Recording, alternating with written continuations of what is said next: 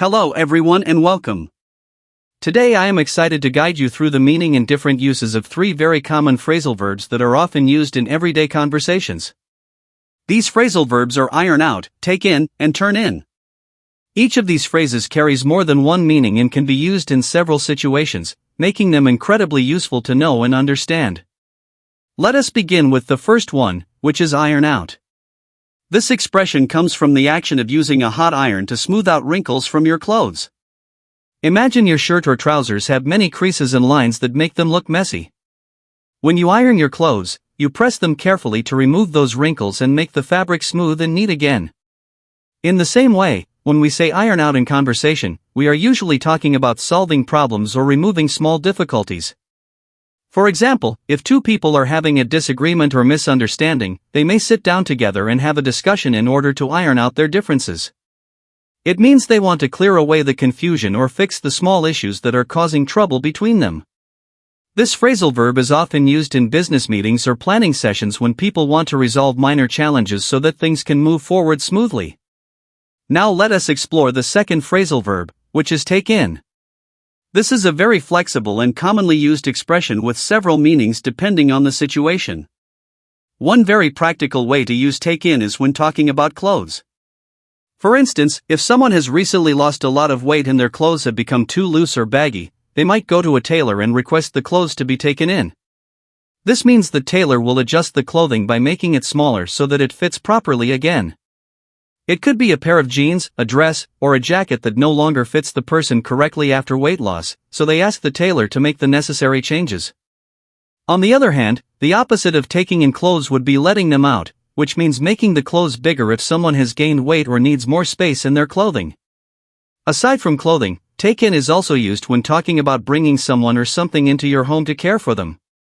For example, if a person sees a stray dog or a group of abandoned kittens on the street, they might feel compassion and decide to take them in, meaning they provide them with shelter, food, and care.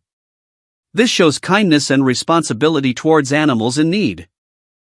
Moreover, take in is frequently used in situations involving learning and understanding information. When you are given a large amount of new information all at once, you might need some time to fully understand it.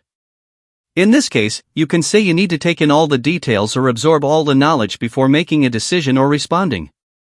For example, if your teacher explains a difficult topic or your boss gives you complicated instructions, you might respond by saying, "Let me take all of this in for a moment before I move forward." This shows that you are processing the information carefully and trying to understand it completely. Finally, let us move to the third phrasal verb, which is turn in. This phrase also has a variety of uses depending on the context. One very common meaning of turn in is to submit something, such as an assignment, a report, or an application. For example, a student might turn in their homework to their teacher after completing it. In a workplace, an employee might turn in a project or a proposal to their manager for review. People can also turn in official documents, like identification forms or job applications, when they are applying for something important. Another common meaning of turn in is related to going to bed or sleeping. When someone says they are going to turn in, they mean they are ready to go to sleep and end their day. For instance, after a long and tiring day at work or after spending time with friends, a person might feel exhausted and say it is time to turn in, meaning they want to go to bed and get some rest. These three phrasal verbs iron out, take in, and turn in are extremely helpful for expressing different ideas in both casual and professional conversations. They allow us to speak more naturally and convey our thoughts more clearly. I hope that this detailed explanation has helped you understand the various ways these phrases can be used in real-life situations. The more you practice using these phrasal verbs, the more confident you will become in your communication skills. Keep practicing, keep learning, and do not hesitate to experiment with these expressions in your daily conversations. Thank you so much for joining me in this lesson, and I look forward to sharing even more useful English expressions with you next time. Stay motivated, keep improving, and take care.